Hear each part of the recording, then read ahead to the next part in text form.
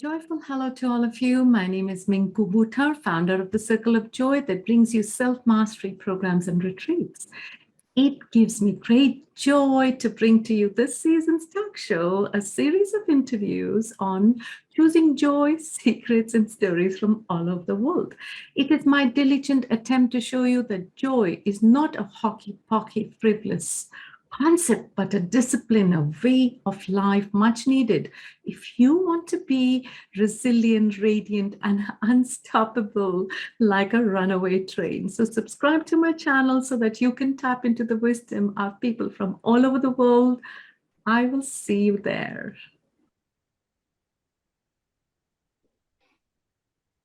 Hey everyone, welcome back to the 38th episode of this talk show, Choosing Joy, Secrets and Stories from Around the World. My name is Minnku Buttar, your host from India, and I want to give you all a head start today that today's episode is rare in the sense that I'm going to share not one, but 4 stories steeped in hope, in love and forgiveness and gratitude and resilience and perseverance, and a very motivational, very authentic, vulnerable stories that must be told because, as Maya Angelou says, there is no greater agony than bearing an untold story inside of you. So why do we play down? Why do we diminish and underestimate the power of our own stories? I've never understood, but I have thought about it a zillion times. You know, our smallest victories, our successes, the leaps that we all make from darkness to light. Do we not realize that the story might have the power to motivate, to uplift, and to create this amazing, much needed emotional connection with someone who might need to hear your story? Well, 18 very brave and very courageous authors from different countries came together to share their stories of hope, courage, resilience, and how they navigated life's adversities. I'm delighted to say that I have with me 4 of these accomplished global co-authors representing 4 countries. So, dear listeners, please join me to welcome Ipek Williamson from Canada, Susan Miller from USA, and Maria Lettman from Finland. And I will represent India. Welcome, ladies. Thank you. Thank you very much, Minnku. Thank you. You're so welcome. This synergy is really meant to be. Before we finish, we start this session, I'm already at the end because we have so many stories and we were having this wonderful chat before we started. Now, just a very brief intro about each one of you. Ipek, you've been with me before twice, individually and with your husband, Craig. That was so amazing. Welcome back. Such a pleasure always. Now, Ipek, you are a transformation coach. You're a change champion. You're a meditation teacher, speaker, author, and a relationship fitness facilitator, and an ultimate guide for executive assistants. Wow. Susan, you are a value culture partnership consultant, author, and poet. And you've also been on my show before, so welcome back. And then I have Maria for the first time. Maria, we've been coordinating and corresponding on Instagram quite a fair bit, and you're empowered. You are an author, you are an empowering executive and employees in social media. And welcome. And I hope for many other associations with you. And of course, I'm the 4th author. So today's format is going to be structured a little different. We're all going to be taking the hot seat during the show and this interview, and we're going to each shoot out some very heartfelt questions to one another. So ladies, if you're ready, shall we start unraveling our journeys of truth, of reconciliation and courage? Are we ready? Yes, ma'am.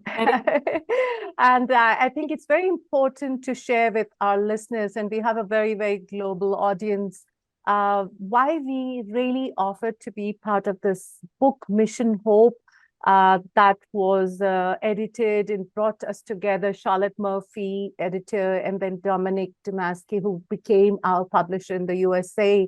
So I think I'm going to go first, and then I'm going to hand it over to one of you, and then it's all yours, and then we hand it over to the third person, and we go around, because each one of us has very authentically read each other's chapters, and we have questions on why and how, and I think this is a beautiful forum to do it. So let me start with Ipek first.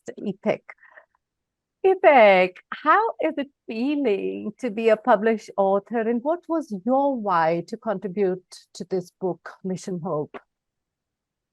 Thank you, Minnku, first of all, for bringing us together. It's lovely to have four amazing authors of our book from 4 different countries. It's amazing. So being a published author it feels wonderful. And Mission Hope has been my 4th book project. And my first one was Begin with the Breath. And I wrote a chapter for that book, just like I did for Mission Hope. And then I wrote a children's book, Little Fauna is Loved, Safe, and Never Alone. Through that book, I wanted to give children a story that tells them goodness, empathy, and friendship are our default state as human beings. And that when we face adversity, taking deep breaths and keeping calm helps immensely. Then I wrote another book that's available in ebook and audiobook formats so that it's as affordable as possible by anybody. And it's titled Live Your Life in a Meditative State, Easy and Fun Ways of Meditation and Mindfulness for Everyone. And with that, I wanted to share exactly what I said in the title, easy and fun ways of meditation and mindfulness. So being in flow and savoring every moment.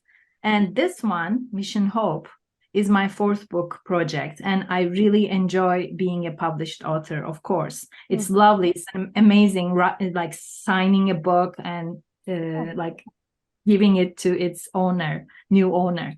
Why Mission Hope? Why to contribute to Mission Hope book?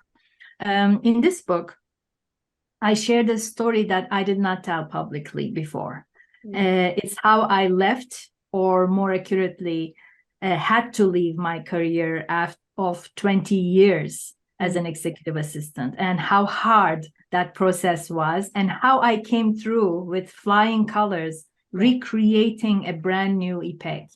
So I wanted to give hope to people who are going through tough times through their personal lives or professional lives, and give them hope, like tell them that everything happens for a reason, and everything happens for us, not to us. There's always a purpose for anything that is happening to us, and it's because it is taking us to the next step that we need to take. So I wanted to share it with as many people as possible. That was my why. Wonderful. Thank you. Thank you, Ipek, for taking us through your whole journey. And, I read your chapter twice. I'm sure there's always segments that I went back and forth, and very, very powerful. So thank you for being the ambassador of hope, like each one of you is. Thank you for the courage that is needed, because I think telling stories needs a lot of courage. Thank you so much. You're welcome. Thank you. So let me just, we're on why are we inspired? My next question, if I can ask you, Susan, what inspired you to be part of this book, Mission Hope, in the first place? What was your why? What was happening? Why did you feel compelled to share it with the world? Well, thank you so much, Minnku. And it's just a pleasure to be here again. with you and then with these other amazing women authors. This is my first book, and it's, to be among this amazing company of women who have put out their stories. I didn't actually even start writing until 2019. That's kind of in the book about that experience. But once the pipeline opened, it really felt natural to start writing. But writing a book, on the other hand, was not an easy transition. I had tons and tons of ideas, and I really wanted to write a book, but I kept waiting for the perfect story, and I would put down all these ideas.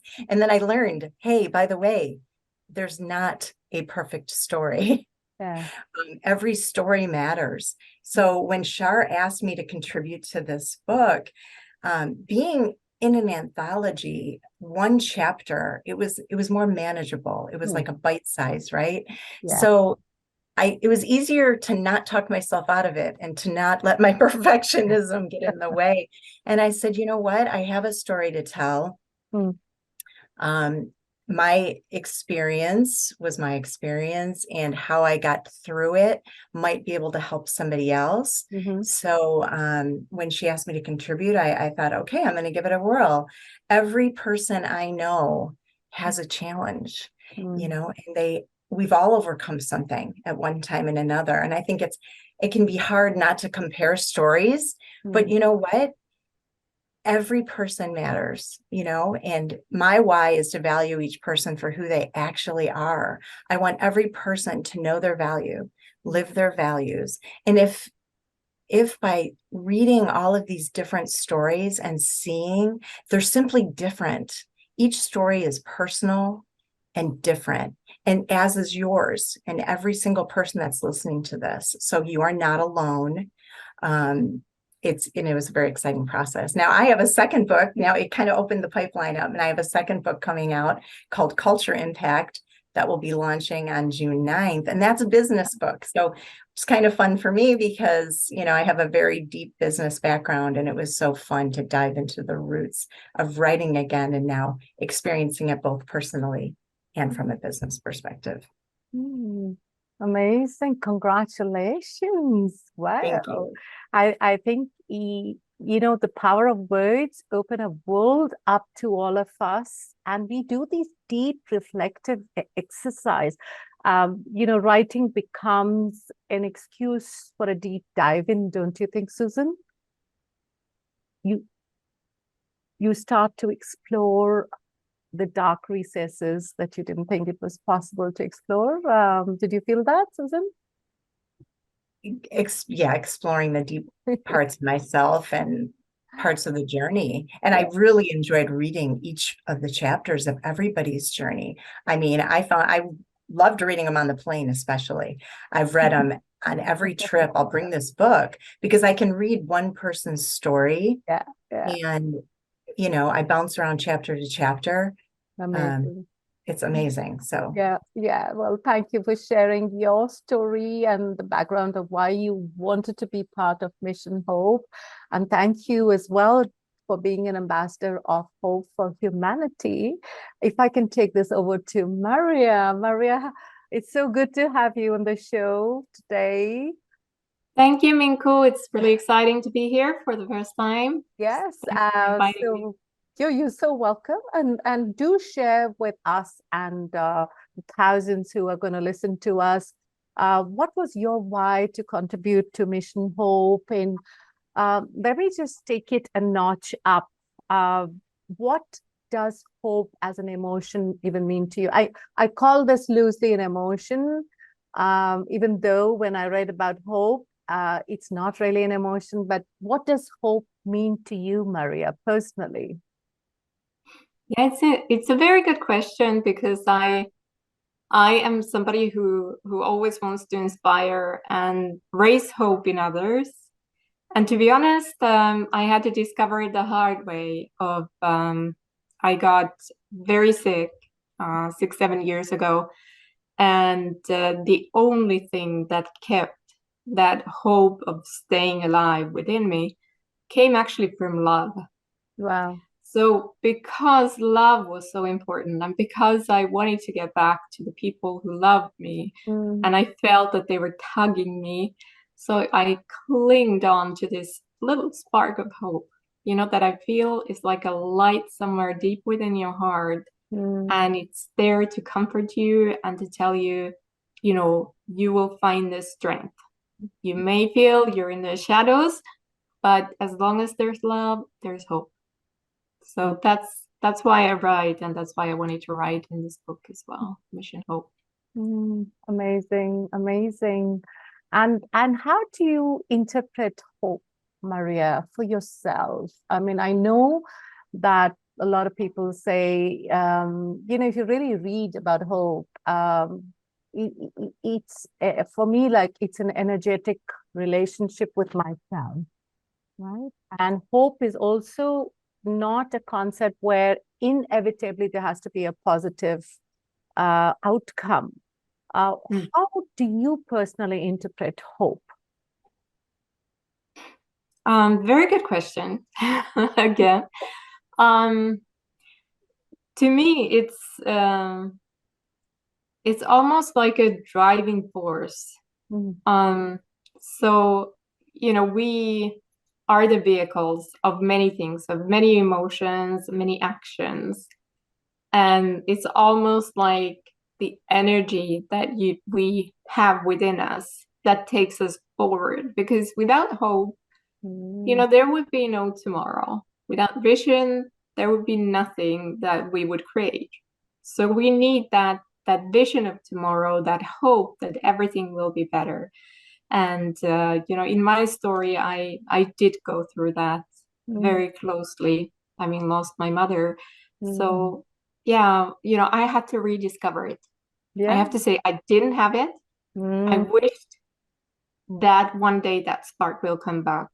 So that's what it means to me, basically. It's not just an emotion.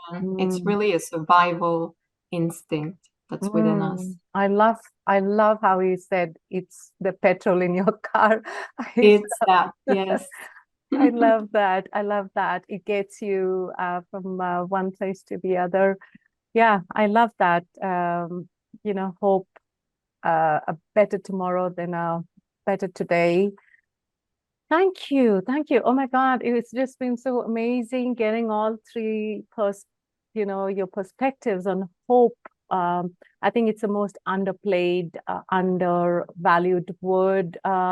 Just to share very quickly statistics that I found when I was exploring hope. In the 8 billion people that on Earth, apparently 3.6% people suffer from anxiety disorders. And if I was to translate that, that's 264 million people who have anxiety disorders leading to depression and suicide.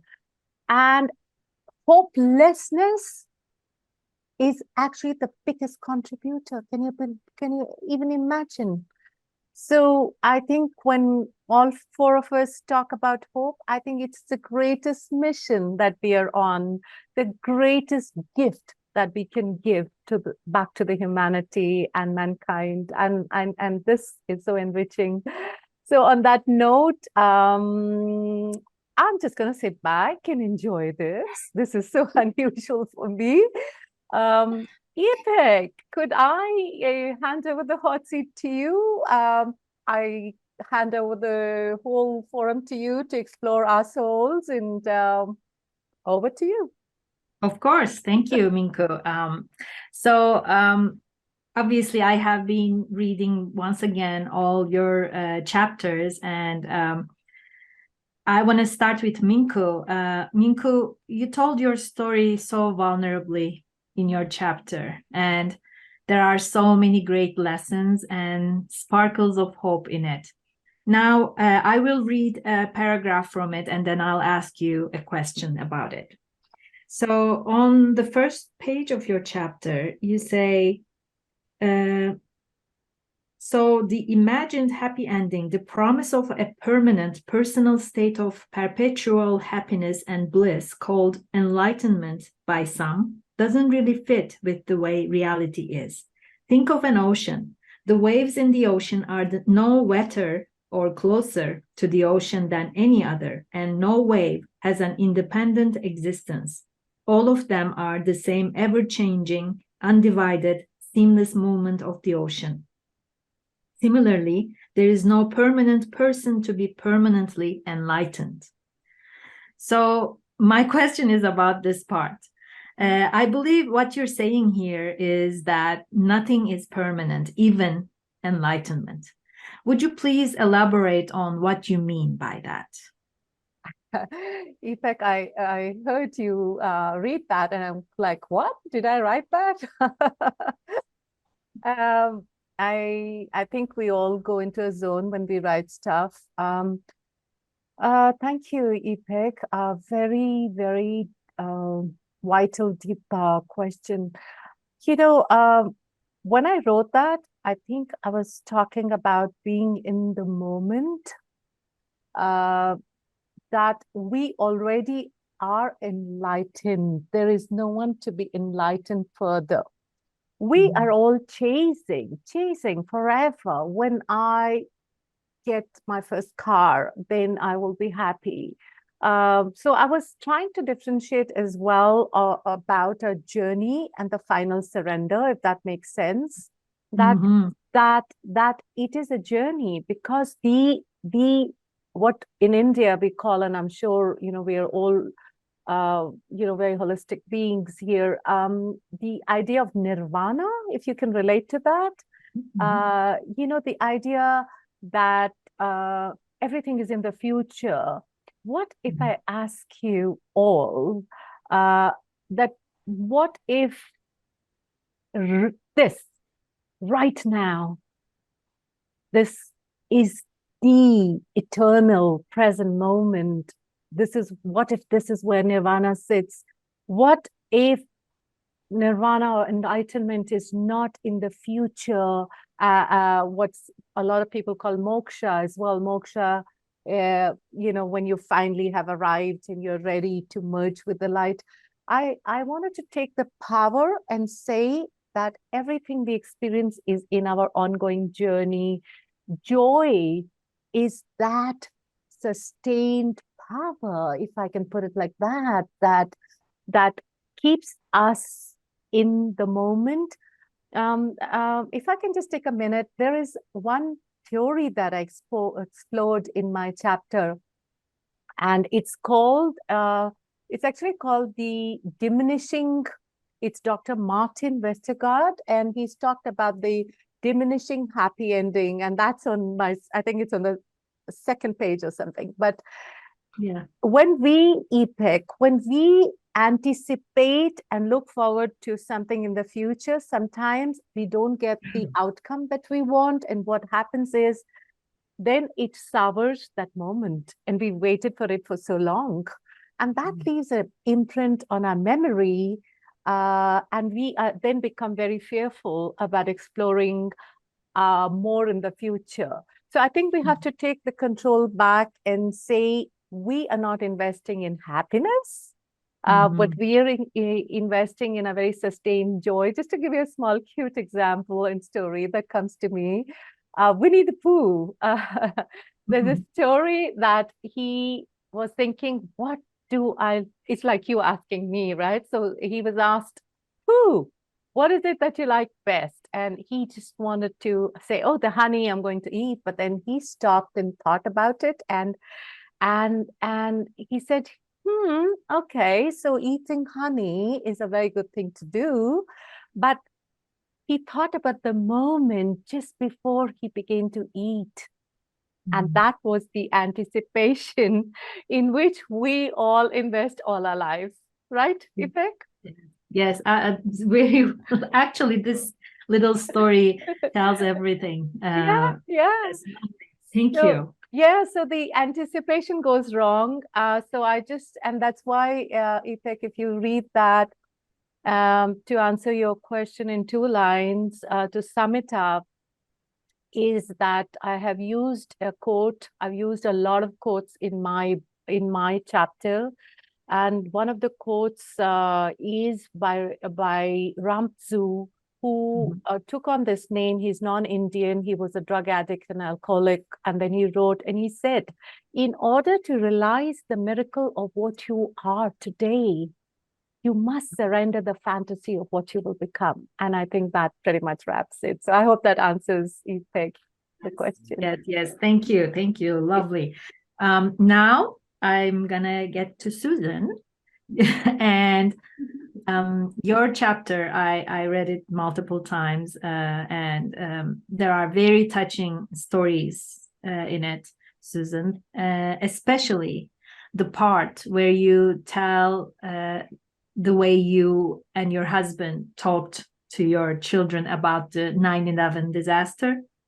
It was very touching. But the part I want to ask you a question about is another one. So this part is where you are asking yourself, if I'm not accepted here for who I am, who I actually am, why would I want to return? But if I don't show up as who I am I really being accepted? What kind of belonging is there when I shame myself from even being who I really am? So these are very profound questions. And what I want to ask you about those is, thinking about all these things, what new doors opened up or maybe closed down for you upon realizing this going forward in your journey? Thank you. That was a very powerful moment in my adult life. I can remember the date. That's how powerful it was, because it was April 17th, 2020. It was my second Zoom call with this group, and everybody had it together, and they were all so like, wow. And I was going through all this stuff, I had just been laid off, and I was, trying to redecide who I was and everything. And so that moment of like, opened a lot of doors within me to say, it all starts here. It all starts right here. I need to belong within first. I need to accept myself, and I need to show up as me. And I don't want to be accepted anymore for who I could be or who I, coveting something else. I'm already me, and I'm already like, I can't turn away from myself anymore. And that realization, I think it opened the door to myself, and it opened the door to like all opportunity. It's already here, and I talk a lot about the Wizard of Oz because Dorothy with the, that whole thing, like you've always had that power, right? If we turn away from our own power and we never live as who we are, so, I mean, I open the door to myself, but then I try to open those doors for other people. Like, you are already valuable right here, right now. We don't have to prove ourselves to be, because we already are. And I want others to embrace that value, live in your values, like you're already enough. And I think so many people walk around this world. You were talking about hopelessness, Minnku. It's because people they're trying so hard. You don't have to try so hard. And coming to that realization for myself was like, oh my gosh, it's like I just graduated college again. I'm fresh and new, and I love the second half of life, and I want others to love the second half of life too, or whatever point of life you're in, first half, second half, third. So thank you for asking. Yeah, thank you for this really emotional response, because like it's so true. I so agree with you with everything you said. Thank you. Now your turn, Maria.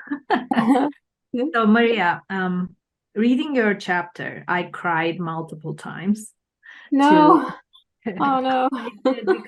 because I have a very close relationship with my mom too, and she's fortunately still alive. And but you automatically put yourself in that position where everything goes downhill and then eventually you lose your mom. It's so sad, of course. And in your chapter, you tell that story so eloquently, like so beautifully. And the Thank grief you. the grief and you went through and still going through after her passing very powerfully. I will now read the part that I would like to ask a question about. So here you say, a miracle happened. The mystical tumor in my mother's lung began to heal. None of the doctors knew what it was or how it disappeared. The illness weakened my mother's condition significantly, but she could gradually move on and continue her life. She later described her experience while in a coma. She was looking at a brightly illuminated door in a corridor when her mind drifted away. Then she heard a voice that said, "You may enter if that is your wish, but you still have experiences and meaning in your life if you choose to continue." So once more, she decided to continue.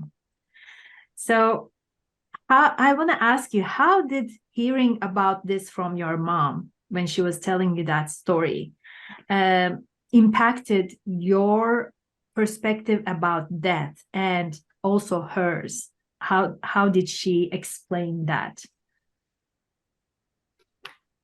Yeah, it's very interesting because I didn't hear that. I didn't hear her experience until a lot later, and I'm not sure how many of my family knew about that, but we had a very close connection, and we talked about a lot of things, on this earth and beyond. So she shared that with me, and it seemed very natural to me. I mean, it seemed as if I could visualize it. I could literally see that happening because I felt the way I had felt when my mother was in that state was that I was going to lose her. I was trying to hold on to her, and finally I thought, okay, I don't have to, I just have to hope that she will heal and she will return to us as she did. And so it made me realize that when a lot of people say that there is a specific moment in time when we pass, that's not true. We actually have a choice, and we will get multiple choices during our lives to choose either life or death. And so sometimes it seems like things happen randomly or, they're not defined, but I do believe that there are several stages where we can choose. And I believed her that she really saw that and felt that, and she felt immense love and light. And after she had returned and healed, then she met the man. That was the man of her life, her true love. And she got married. So, that was such a decisive moment for her to embrace life, to come back and to see her family evolve and, children being born and then, finding love again and being alive again.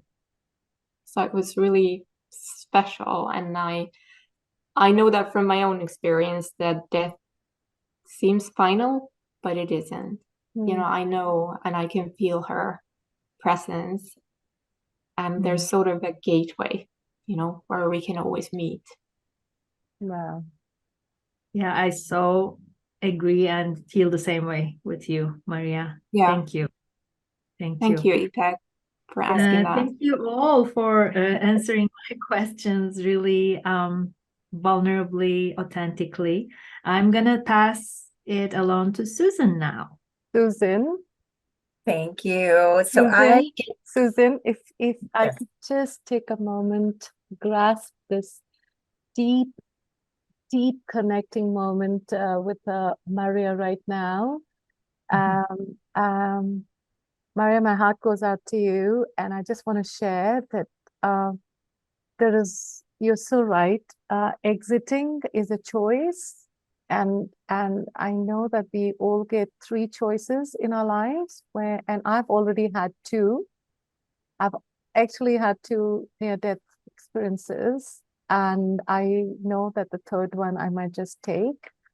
And I relate to you so much, Maria, because I lost my mother overnight. And it took me 1 year of grief, because when I got divorced and I was supposed to come to India, and she was supposed to be my only support. And Oh, she was gone overnight. And it took me 1 year of grieving in a country that I didn't recognize anymore, India. And I actually felt her hand, her fingers one afternoon brush over my fingers to tell me she's fine where she is. And that was the moment when my healing happened. So I wish you a lot of healing, Maria, now and forever. thank you very much, Minnku. I appreciate that. Thank you, Susan. Thank you for letting me have that moment, Susan. Thank you so much. And over to you, Susan. Okay, thank you all for your really amazing stories. I'm moving to the witty section. I hope I'm witty. I don't know. I don't think I am so witty, but I'm going to ask everyone three witty, quirky questions that you're going to answer with either one word or just like a short response. But I'm going to ask you all the same question and then two different questions. So for each of you, like, nationalities, we're coming from 4 different countries, but that's not necessarily always where our heritage is from. For instance, I've lived in the United States my whole life. My parents are from the United States, and yet I'm 4 nationalities. I'm Belgian, Italian, Dutch, and German. So, Minnku, I know you're from India. Do you have other nationalities that your parents were from or your ancestors? Okay, very briefly, yes. We had lots of land in Pakistan, but I think I'm a global prodigy because I've grew up in 8 cities and I've lived in 8 countries. So that's pretty much me. Yeah. All right, next one. You speak a lot about joy, which I appreciate. As you know, values is one of my things as a values consultant. What are your 3 core values? Oh, wow. Okay. So I would say for me, it would be authenticity, staying true to who I am and show up like that. Staying joyful. And I would just say kindness and hope together, because that's the reason why we're here together. So I would just say if we could lend hope and do that kindly with unconditional love. Beautiful. That is where your warmth and genuine kindness comes through. So thank you so much. Okay, now my quirky, weird question. Whoa. Do you ever put on perfume for a Zoom call? And if so, what brand? Oh, I love this. I love this. I now understand how my speakers feel when I shoot them like zoop, zoop, zoop, 7 or 8 rapid fire questions. Oh, wow. Oh, that's quirky. Okay. Thank you. Yes, I do. I sleep with perfume as well. Zoom calls, definitely lipstick and perfume, because it just enhances my experience with being everyone. And I dress up for myself always, not for others. So perfume travels with me, and I'm experimenting with a pure essence versus what you get off shelves. So I'm trying a lot of natural perfumes of flowers, and I have a garden in the front yard, frangipani, and I'm experimenting with the real essence of frangipani. Thank you, Ipek. Well, you'll have to share some of those natural ones with us. Absolutely, yes. Thank you. Okay, now I'm going to move on to Ipek. I'll start with you with the nationalities. I'm going to ask everyone about nationalities. Okay, mine is, well, I'm a mixture of everything. My mother's father's side, no, sorry, my mother's side is from Crimea, Ukraine, now Ukraine. My father's side, my grandfather's side, is from Egypt. So it's like, and I was born in Istanbul, Turkey. So I'm like in the middle of North and South. So I have so many connections with everywhere in Middle East and Europe and all over the place. So I would say I'm a real mixture of so many nationalities and cultures. And I'm living in Canada now. Yep. I knew it. I knew, like, we all have all of these different pieces, right? I talk about pieces of I. Okay. Next question. So in the book, you talk about your job experience that didn't end as well as you would have cared for, but you've grown so much from it. If you could give one piece of advice to your previous boss, what would it be? Oh, that's a difficult one. But I would say transparency is so important in any kind of relationship, especially work relationships, professional relationships. When we don't share authentically and transparently our expectations, or when we don't come up with agreements, when we put things under the rug and don't address them, then we end up growing the problems that could have been handled while they were small. So I would say my recommendation or suggestion to my ex-boss would be, please be more transparent and make agreements rather than work with expectations. That's great advice for every person who manages people, or even in partnership relationships. Transparency is so important. Okay, last question for you, Ipek, is what are you looking forward to in the future, either personally or professionally? Because I know you have so much joy in your life. Let's boost on that. Let's boost up the joy. Thank you. Wow. Obviously joy is my North Star, as Minnku, as all of you here. And I found that inspiration quite late in my life, like a few years ago. And I really want to make it bigger and bigger in my life. And I want to bring the same to other people's lives through everything I do. And I want to be someone who creates things because there's a need for that. And that need brings ways to imbibe joy and like put joy in everything we do. So, for example, get-togethers where in-person connections happen. People learn from each other. People have fun and joy and like hope and growth happen. So any activity that creates this kind of vibe, this kind of energy, collective love and light and compassion and kindness, that's what I want to do. And that's what I want to be involved in going forward. Wonderful. I'm so passionate about it. Look at me. Thank you so much. I know you're passionate about it, and you do. This is like a joyful group right here. Maria, I'm going to same first question. Nationalities of your ancestors, perhaps? Very good question. I think we know some of them, but I don't know because Finnish people have traveled a long way.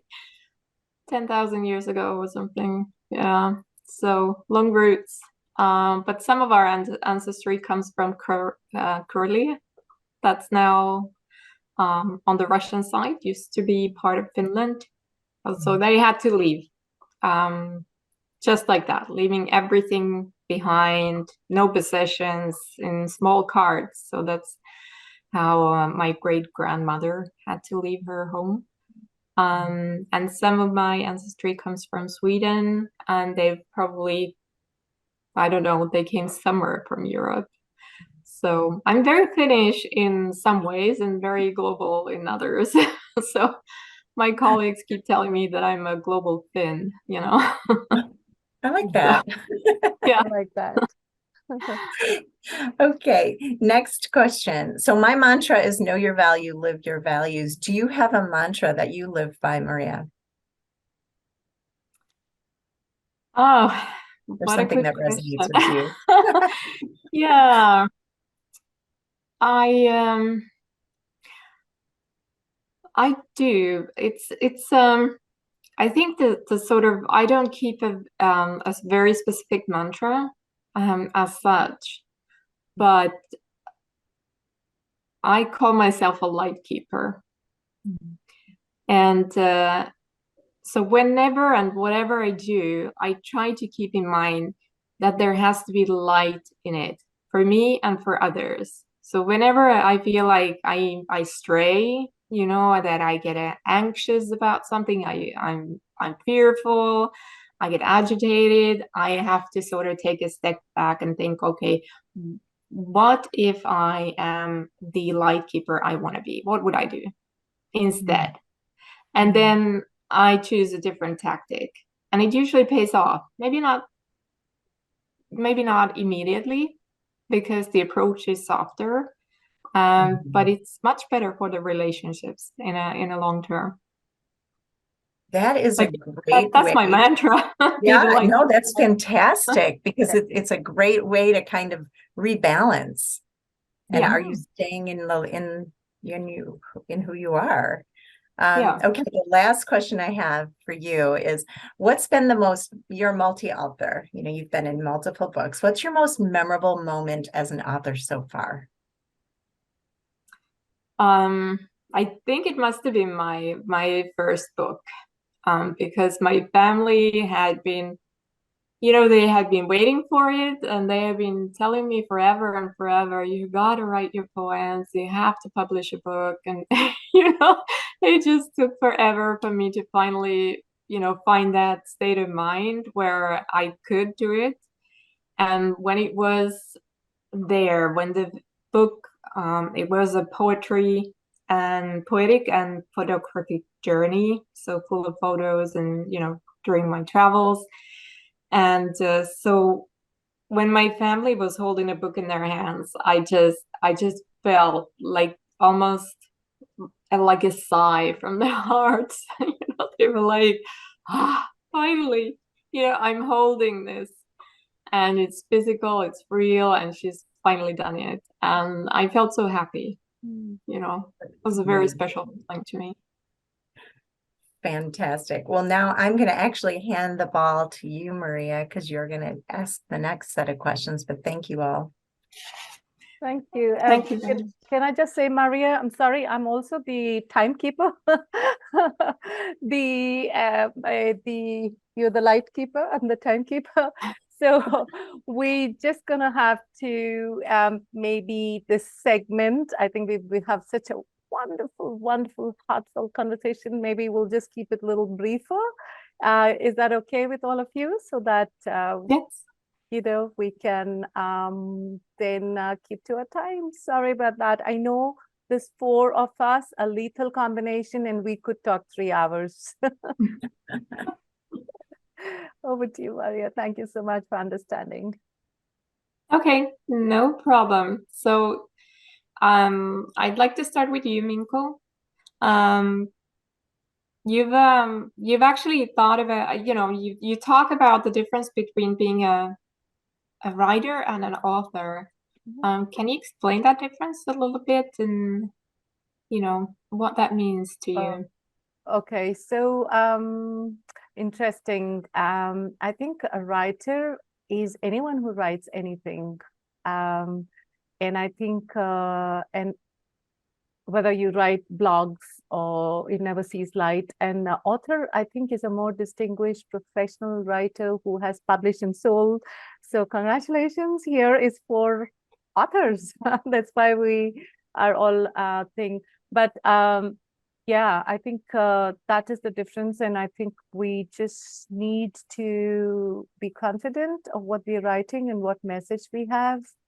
And use it as self-reflection and make sure our stories are there. Yeah, so that's pretty much it. You just write whenever you think you're ready to write and face the consequences. Yeah. That sounds very good. Very sage advice. I think people just have to do it, like the Nike commercial, right? Just do it. Yes. Would you like me to ask another question or move on to Ipek? Oh, yeah, briefly, I could just, if you had one, yeah. Yeah, I was interested in, how would you advise people who get a writer's block? Mhm. You know, that blank page effect, what happens? So how? Yeah. I must admit, I did have loads and loads of writer blocks. I'm not sure about all three of you, but the first thing is am I really a writer blues? Really? Is there a story? So once you get beyond that, I think the first thing is not to aim for the ultimate perfection. I think that can keep you blocked. And this is really nice we're talking about this, Maria, because there's so many aspiring writers around us who are going to be motivated by what we did.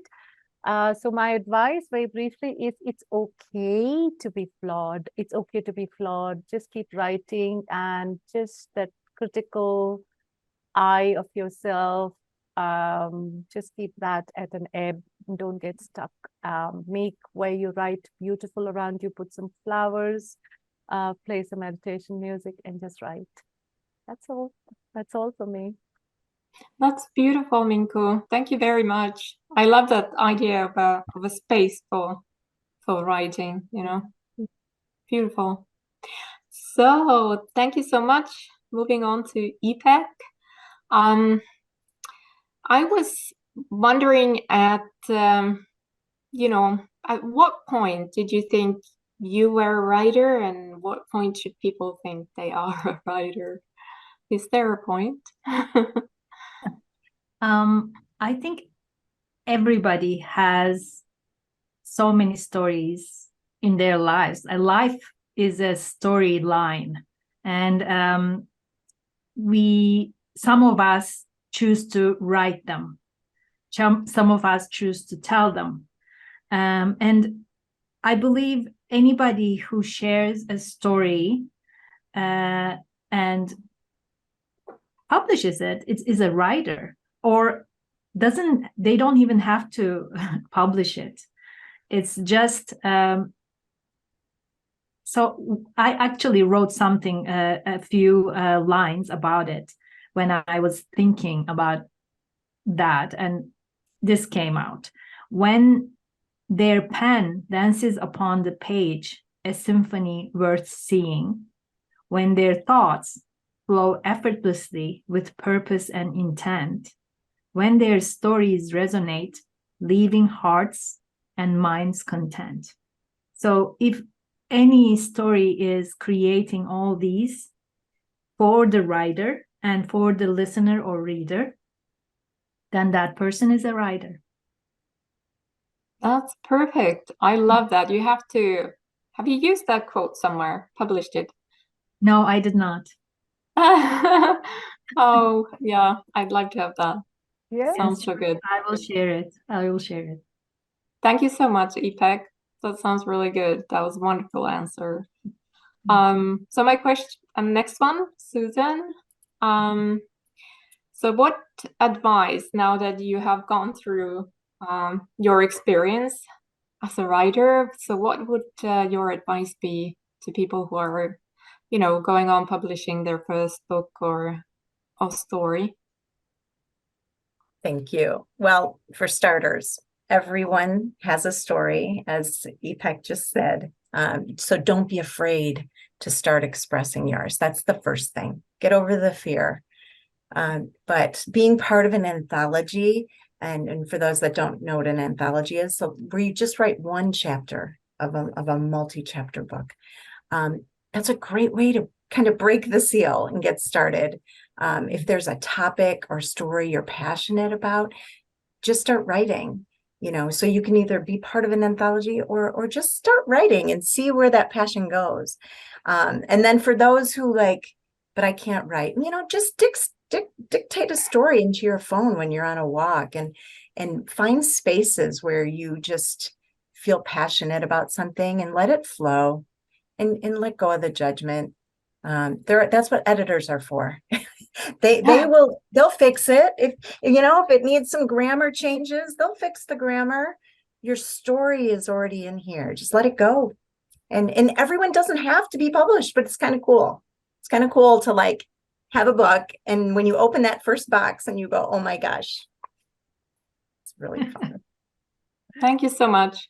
That's a great answer, Susan, and I agree. There's always fear in the first publication, getting that out. Mhm. Thank you. So back to you, Minnku. Oh, that was so wonderful. I love this. I love those rapid fire questions. I understand how it is. I think I'm just going to be more tender to my speakers with those rapid fire questions, and not that I am not, but yes, and Ipek, thank you for deep diving and going through everyone's chapters like we all have, but to find very powerful reflections and bring them forth today. And Maria, I love the fact that you've actually given hope to future aspiring writers. I think wonderful. Thank you, ladies, so much for creating this energetic relationship with ourselves called hope first, and then bringing it to the universe. And I think hope I associate also with healing. It has been very, very healing to write.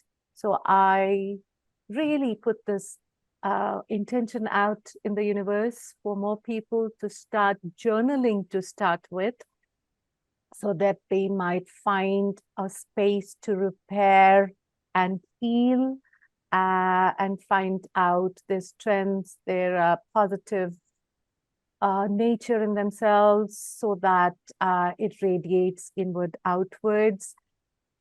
Because we are running out of time, I did want to read excerpts from my poem which is part of my chapter. I'm not going to go through the whole thing, but I'm just going to, if that's okay with all of you, we could just maybe 4 or 5 lines. Are we good with that? Yes. Okay, very, very quickly. The poem that I've written as part of my chapter is called Wings of Hope, and I do want to end on that. We all have an existence so unique, irreplaceable, embracing consciously chosen attitudes, and the small ray of self-love rises.